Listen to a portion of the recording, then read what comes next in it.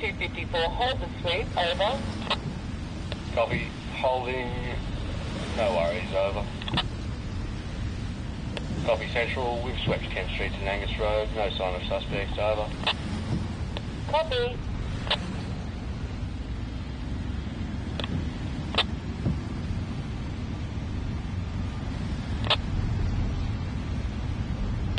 .314, over.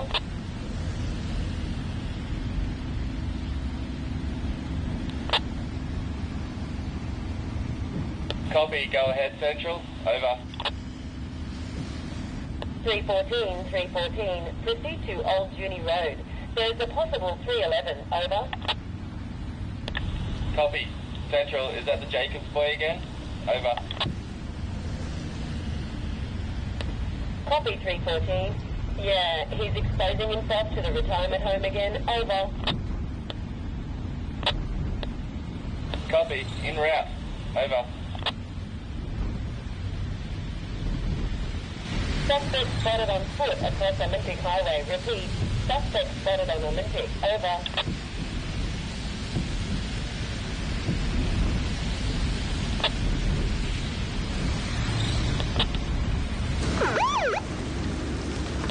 Suspect is armed. Proceed with caution. We've confirmed 3 dead at Monte Cristo Homestead. Witness does not suspect he has a firearm, but he may be holding a hammer or cricket bat.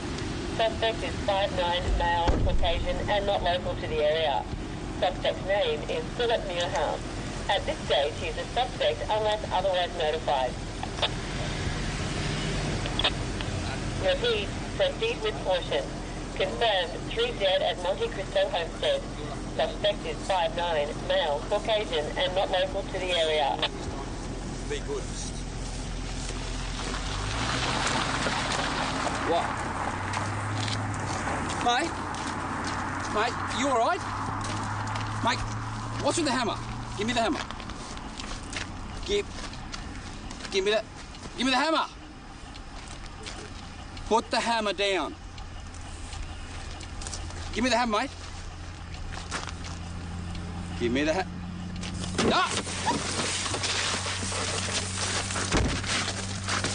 You got him?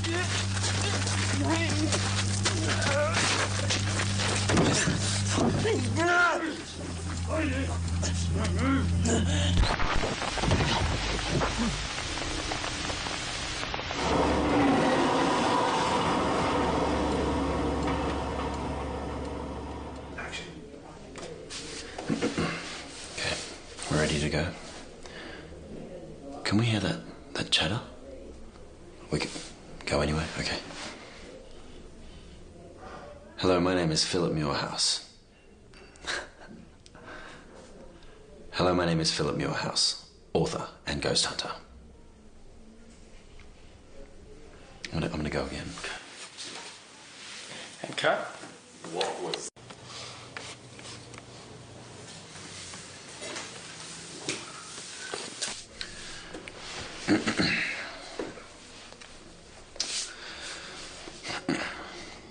Hello, my name is Philip Muirhouse. Hello, my name is Philip Muirhouse, author and ghost hunter. Can we go again? Hi, my name is Philip Muirhouse, author and ghost hunter.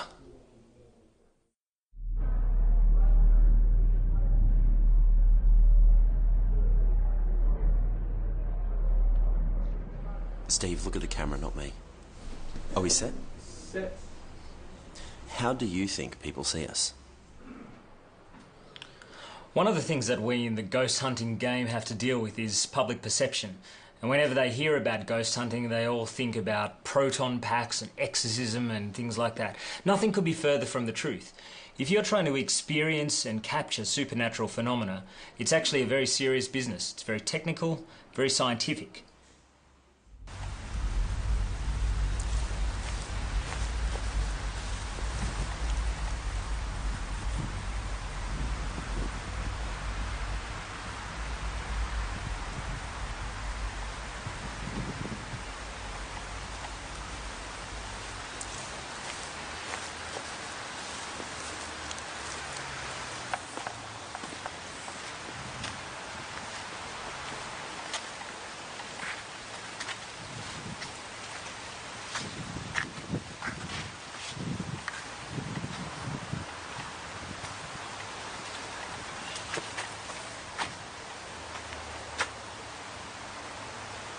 Your ghost hunting team is usually going to consist of 2 and possibly 3 researchers, all of whom have some level of understanding of the technical equipment.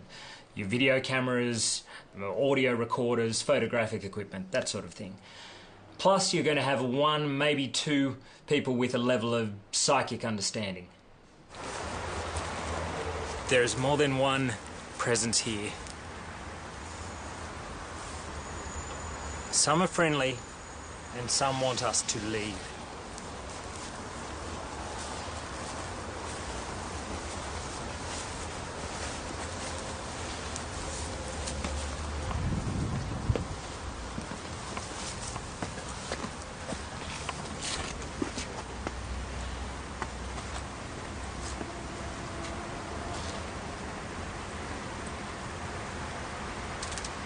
Stop. Did you hear that?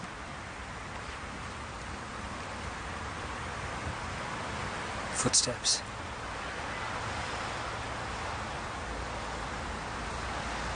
We mean you no harm.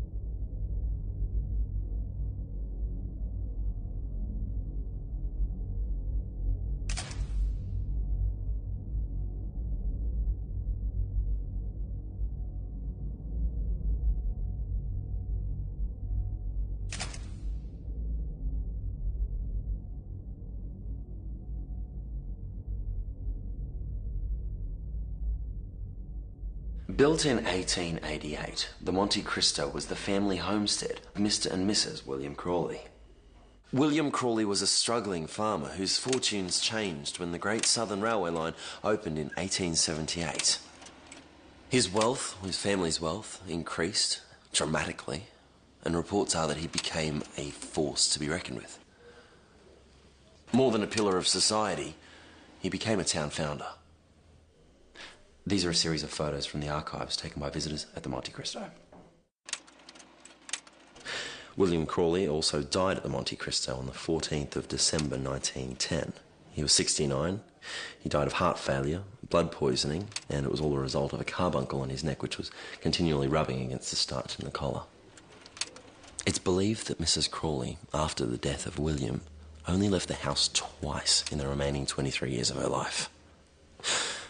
Mrs. Crawley herself also died at the Monte Cristo on the 12th of August 1933. She was aged 92, and she died of heart failure.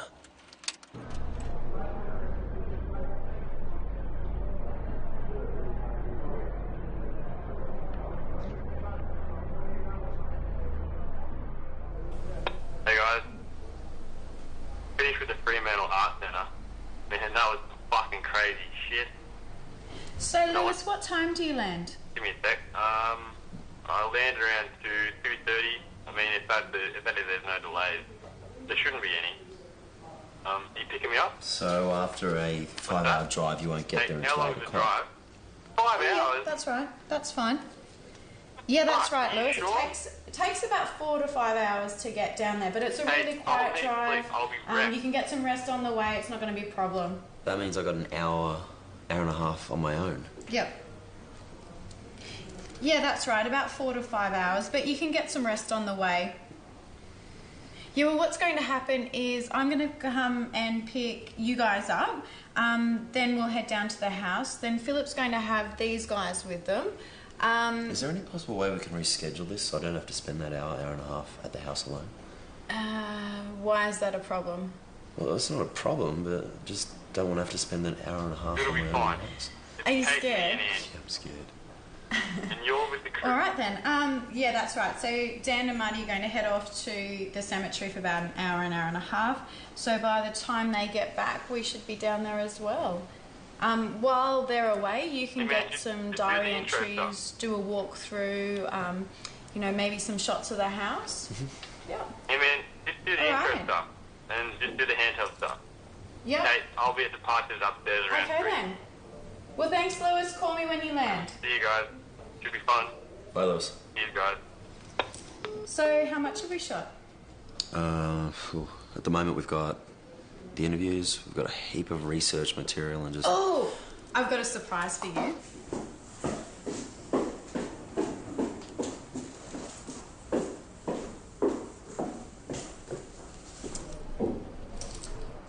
Which one do you like? I love this one.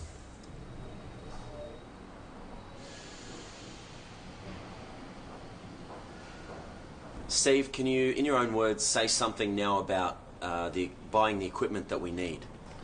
The internet being what it is, any man off the street these days can purchase and find his own ghost hunting equipment. All you need to do is type in EMF, or night vision, or ectoplasmic reader into your own search engine and bang, it's all right there in front of you. EVP, for example. Your EVP recorder is one of the most important pieces of equipment that you can have. In effect, it's really just a digital audio recorder. EVP is what we call electronic voice phenomenon. That's what happens when you're hearing a voice, but you cannot determine the source of it. Voices coming out of static on TV screens, or radios that aren't plugged in. Voices coming out of the walls.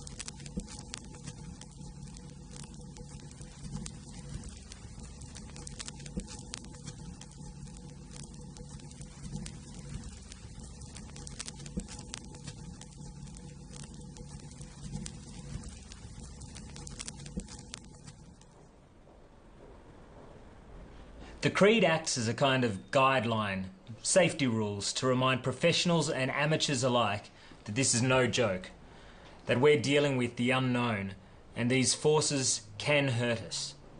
We're intruding on their space, not the other way around. Let the ghosts and spirits know that they are not forgotten. Always be respectful to ghosts and spirits as they were once people, and still are for that matter. Never tease, dare, or threaten an entity, for we're ghost hunters, not bullies. Never seek out entities on your own. Let me say that again. Never seek out entities on your own. Never have addictive habits, drug use, alcohol, cigarettes. These are all points of vulnerability. They can be exploited and used to attack us. And most importantly, always have contact with the outside world.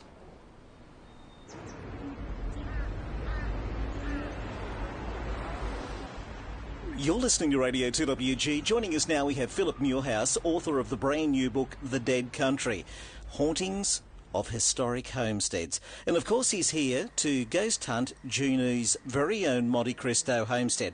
Welcome to the program this afternoon, Philip. Thanks, Brenton.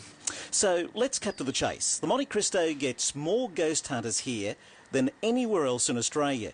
You'd think after so many of you guys visiting here, just one of you would get some actual proof. Well, that all depends on what you call proof, I guess, Brenton.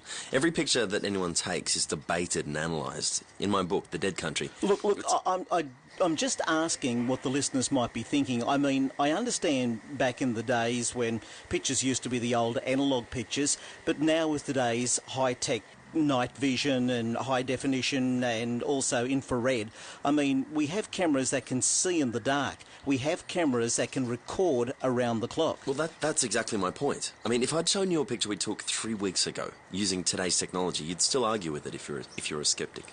But our goal is to discover and, well, hopefully capture images that are as close to definitive proof as possible. So tell me, do you believe? To an extent. I mean, I believe that our lives have a fingerprint which they leave in this world, and I believe that if you look closely in the right way that you can see those fingerprints. You make it sound positive, like the good we do is what makes... Well, take Monte Cristo, for instance. You know all the bad stuff that happened there, right? It's that kind of fingerprints. Is that what you're looking for? Well, I mean, it can be, and mostly it is about those intense events that occurred in death. They're the ones that leave those fingerprints. What's the scariest moment, Philip, that you've ever had in your entire life? Well, I don't scare. I mean, my adrenaline will go up. It definitely goes up. It's like a rush, and you can feel that there's someone in the room with you, but I don't think that's fear, you know? It's... In my opinion, we don't have anything to fear from the dead. And let's face it, you're never alone. I mean, I guess that helps as well. Yes, Brenton. We moved into the Monte Cristo in June, about 1963 or 4, and we'd been in the residence about 3 days, and we went downtown to get some supplies one foggy evening. And on the return trip, we turned into the bottom of the driveway and straightened up towards the house, and as we did, we saw lights coming out of every door and window of the house. We just stopped and sat and stared.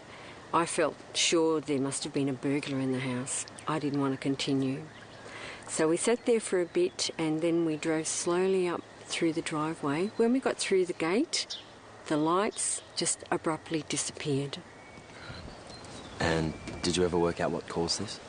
No, but different ones suggested that it was the car headlights reflecting off the windows, and others said it was perhaps a faulty fuse, but the electricity hadn't even been connected yet.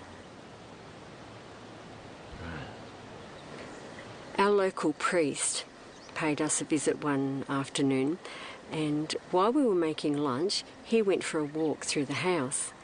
And I went to find him to escort him down to the dining room.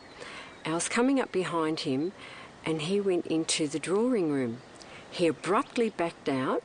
He made the sign of a cross and blessed himself, and then he led me off down the stairs in one hell of a hurry. After that, we held our first exorcism. I'm sorry, exorcism?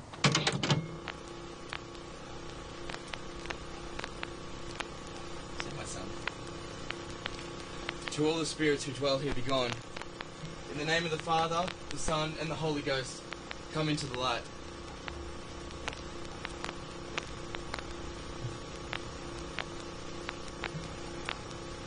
In the name of the Father, the Son, and the Holy Ghost, come into the light.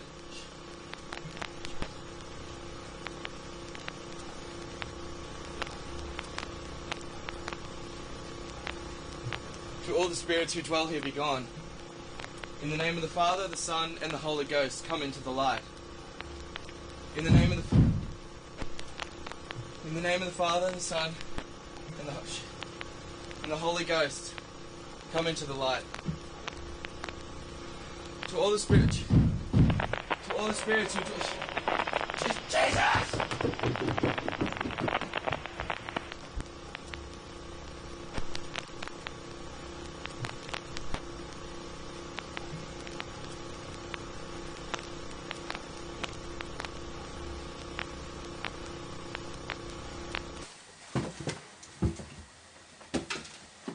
OK, we'll take a caller now. On line 4, we'll go to Lucy. Good afternoon, Lucy. Hi, Brenton. Hi, Lucy. Philip, hi. Don't you think it's a bit wrong to disturb the dead? I mean, the Monte Cristo. Those poor people died so horribly.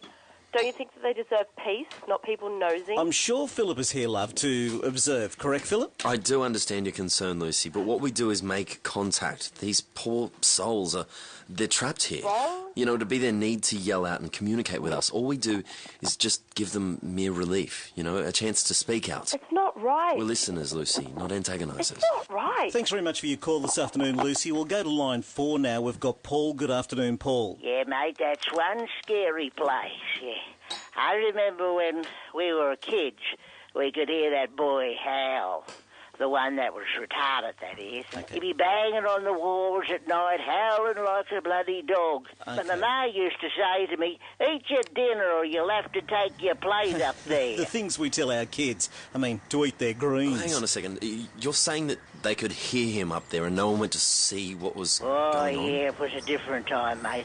We all knew the boy was a special, like, you know, but no one knew he was alone and starving and that, you know. I mean, if you do see him, say sorry from us, okay? Yeah. Okay.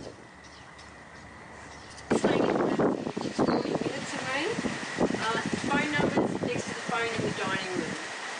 Phone number? Would you mind if I have it? It's on the table next to the dining room, next to the phone. Please, if you open any windows, close them. Okay?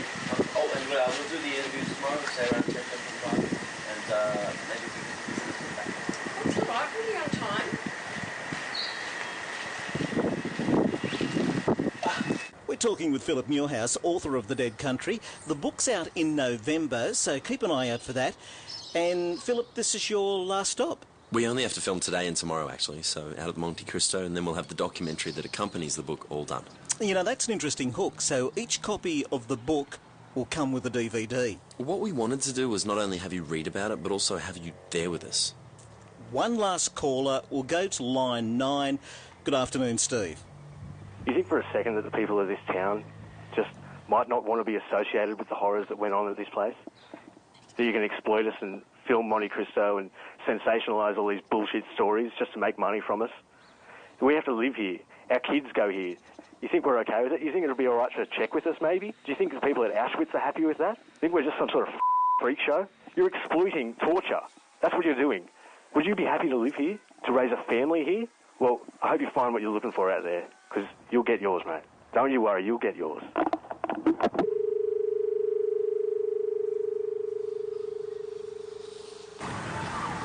Okay.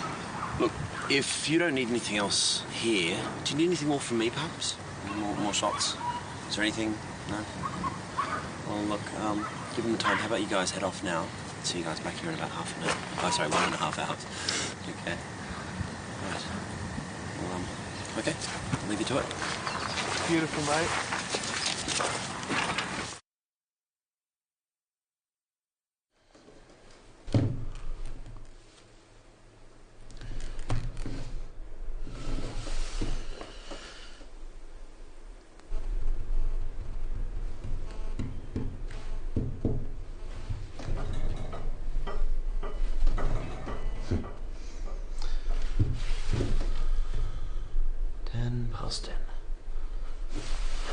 10:10.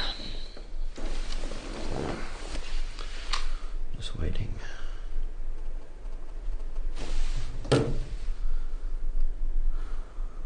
Still waiting.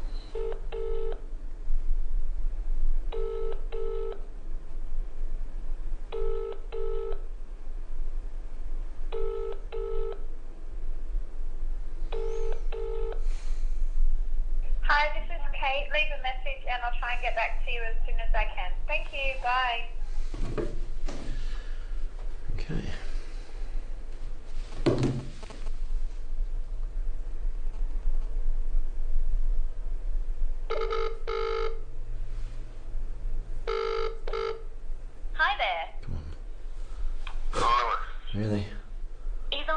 right now.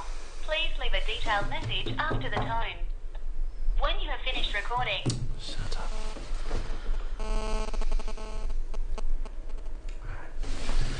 10 past 10.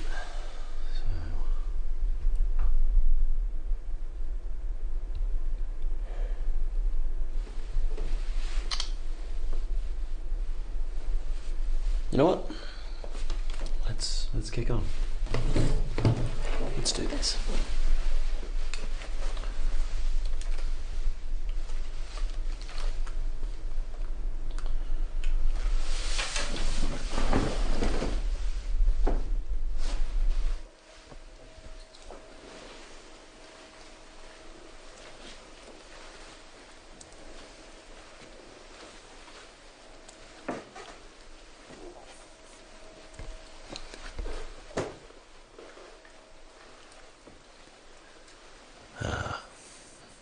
Bill Crawley, man of the house.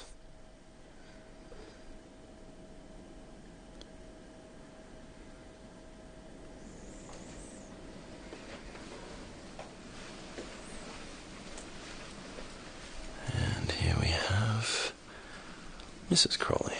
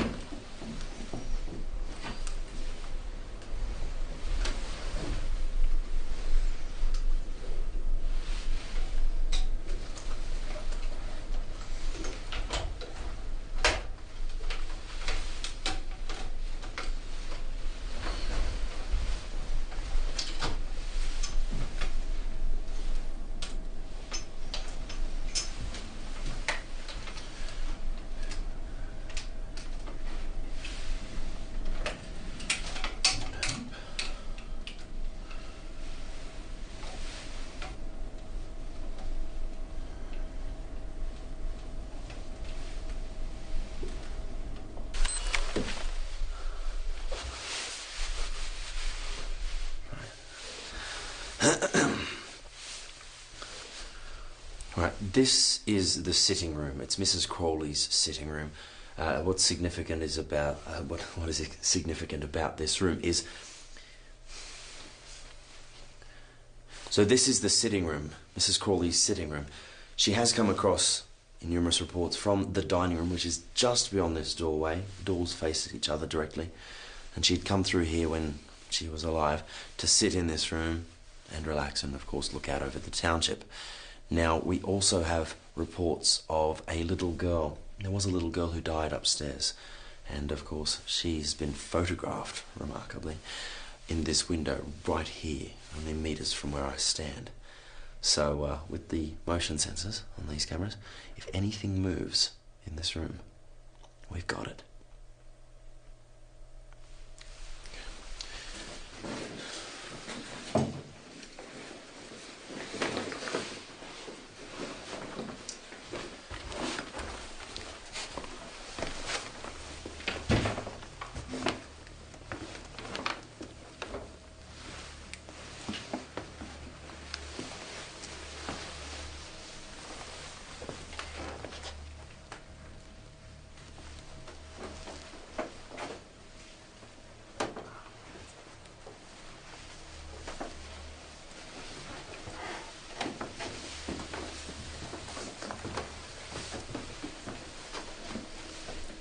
Okay, wow. This room used to be Mrs. Crawley's bedroom after she was incapable of making the stairs. I actually don't know when it was, but the caretaker found a kitten of theirs in this room years later, with its eyes gouged out and its stomach ripped open. I don't think I want to mess with this room.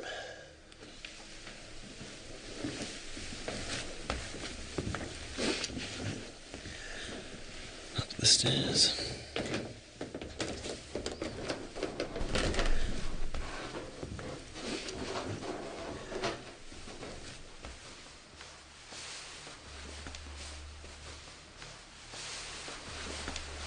And this is William Crawley's room, where he lived and also where he died. That's the window there where you can see. There's a lot of reports. People see William in that window right there. But given that we don't have enough cameras, we're going to surpass this room and we're going to be putting cameras in some of the rooms that get more activity on the other side of the house.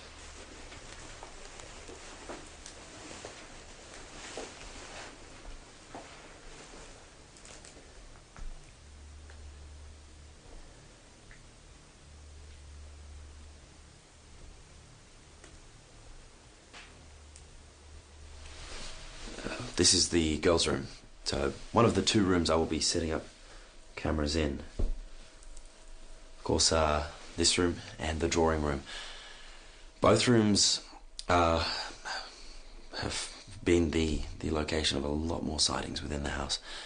Where people see activity, it's either here or in the drawing room. This room was the site whereby a mother and her child, during childbirth, both died. So I've got the camera set up now. Now,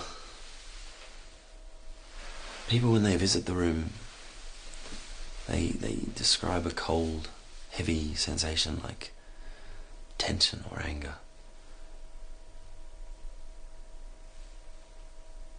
I must say, I empathise, I can feel it.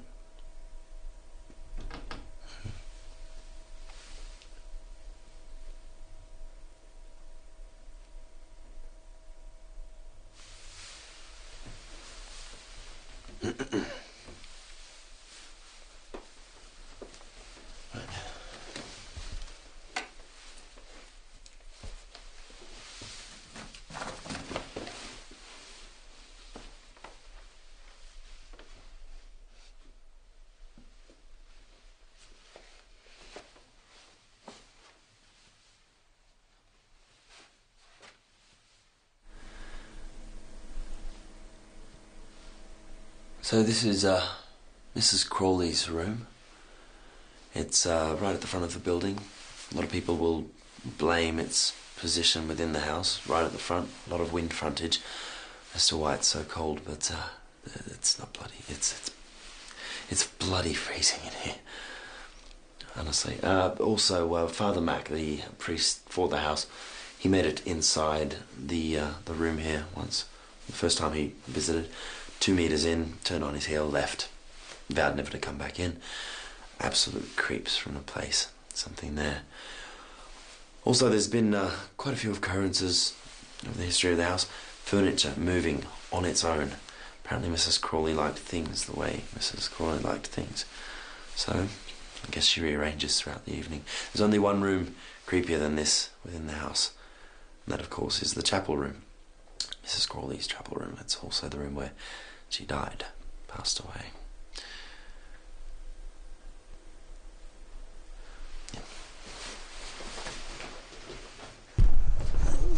So, leaving the drawing room,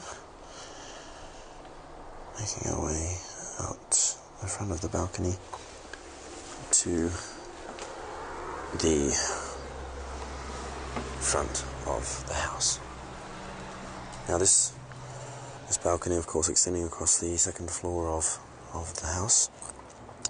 Now right here in the middle of the balcony, you'll see over the edge there's some bricks down there that are a little lighter. That's because there was a maid and her unborn child, a pregnant maid, was thrown off the edge of this balcony, landing down there. And of course, when they had to clean her blood out of the bricks, it stained some of the bleaching onto the bricks. So those bricks, of course, are a little lighter than some of the others. Making our way around the corner here. The balcony does extend around to the side. Torch. Okay, now we're at Mrs. Crawley's chapel room. Now, just to the left, or actually directly in front of Mrs. Crawley's room here are the stairs. Now, the stairs, of course, are the side of where a lot of people have been pushed down the stairs. They have felt a sharp thrust at the back of their shoulders and then subsequently sustained injuries from being pushed down the stairs. Okay, this is the chapel room, Mrs. Crawley's domain. Before she died, she would like to pray in this room. It was quite a special room to her, very lovingly restored by the Ryans.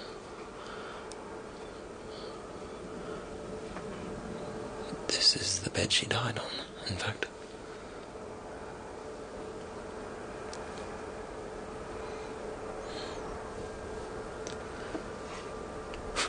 I'm not sure how I feel about the wallpaper. I guess it's got its own charm.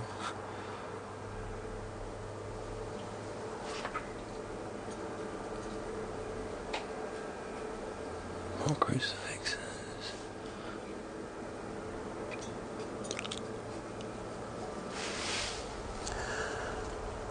Now, just at the other end of the room, past the window that she's frequently seen in, I might add, there's some more Christian, some crucifix there, and the Lord. What the fuck was that?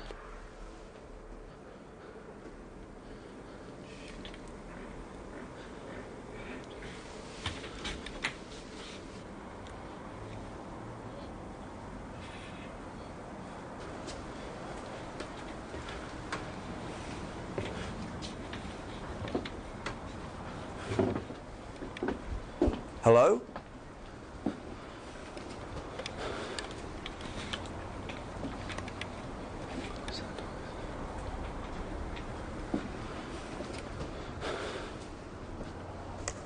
Is anybody here?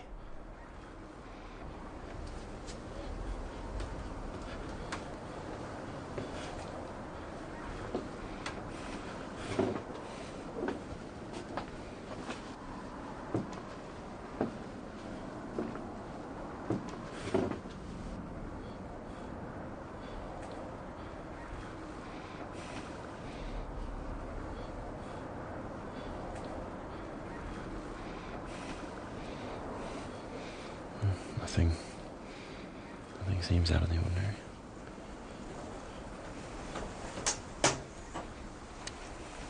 Hello?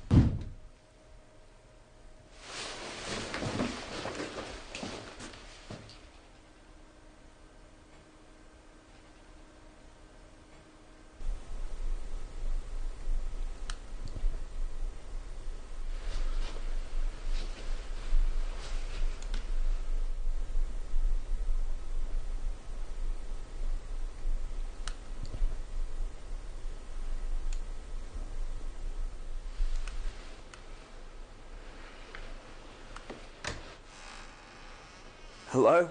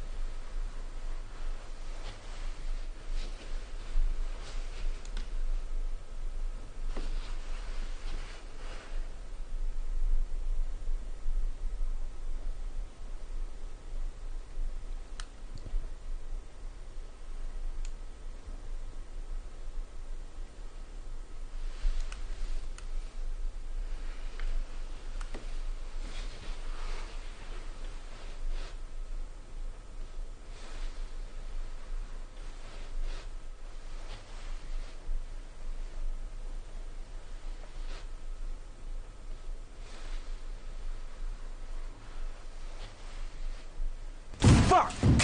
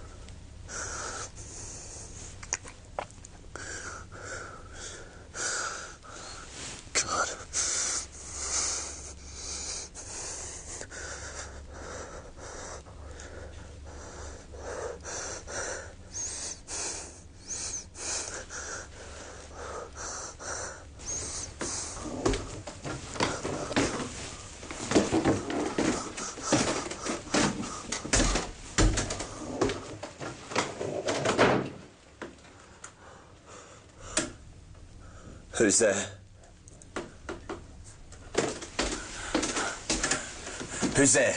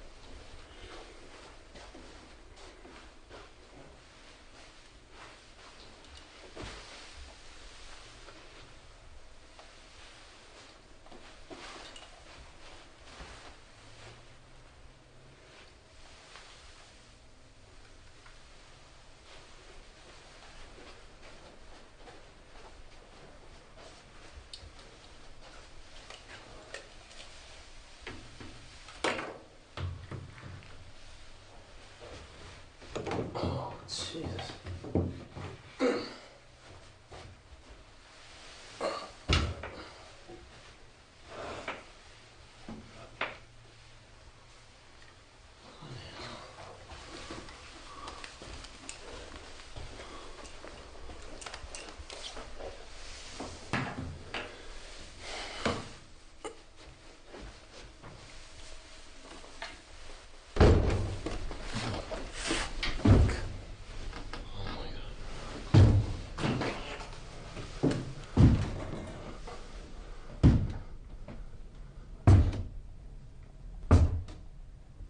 Who's there?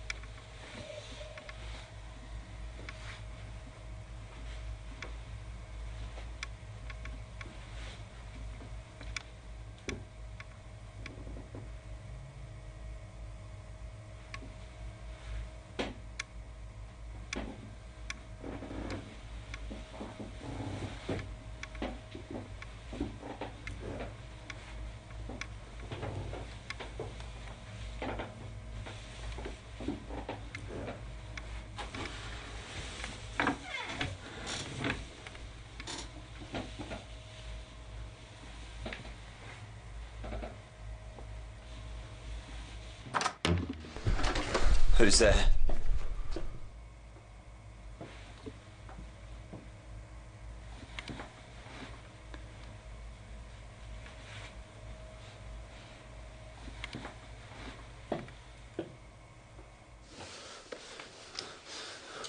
Who's here?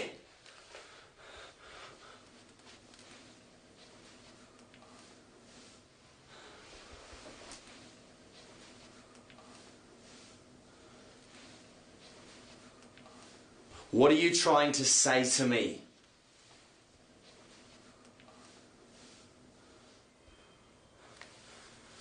Do you want me to stay?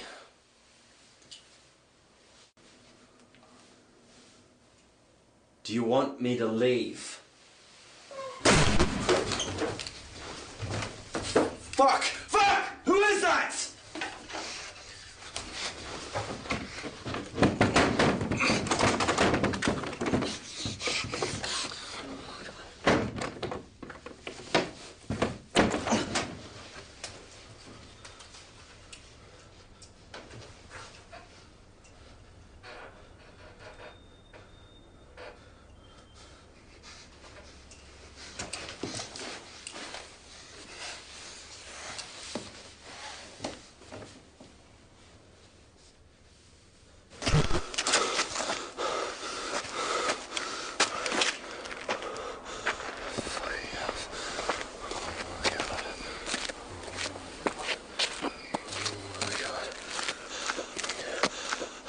I've been doing this 10 years, and I have never had an experience like I have just... This is direct contact, baby. There's that door, the noises. This really is something else.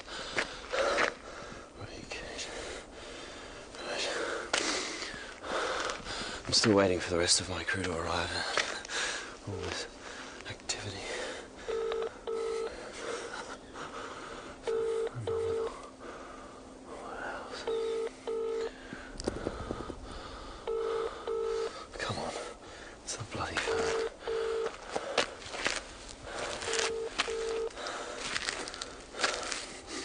Hi, this is Kate. Leave a message and I'll try and get back to you as soon as I can. Thank you. Bye. Kate, get your ass here right now. Seriously, this house is something else. I've made more than direct contact. We've got doors slamming, phenomena I can't even explain, feelings like you wouldn't know, and just bloody get here. Oh my God.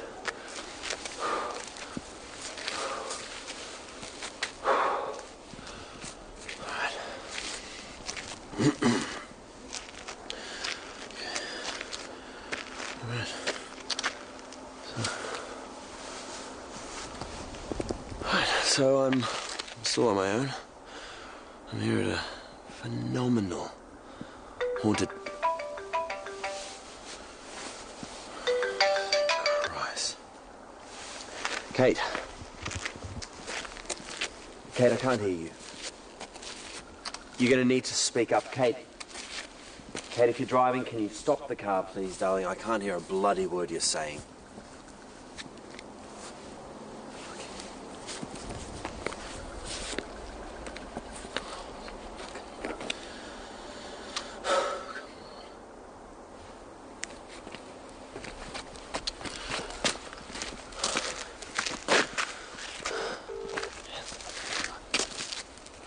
Hi, this is Oh, Kate. Leave a message and I'll try and get back to you as soon as I can. Thank you. Jesus! Fuck.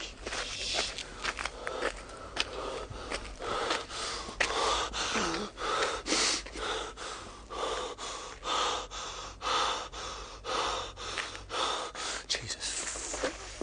Fuck.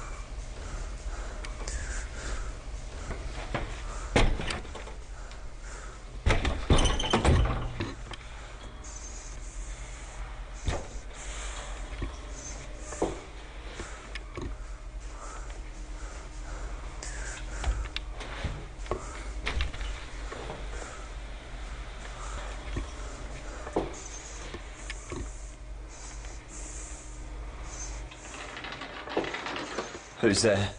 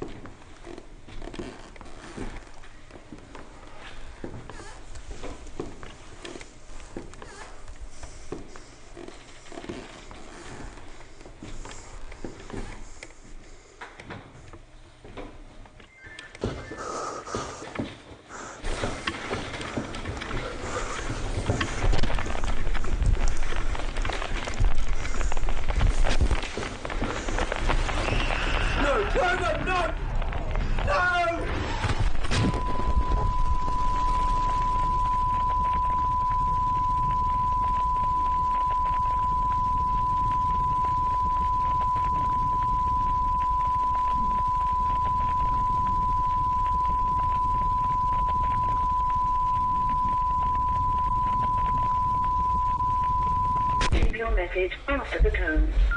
Hi, Philip. Hey. Sorry we're late. Hey. I know. We've been trying to reach you. God. We'll be there in 20 minutes. Just hang tight. Be there soon.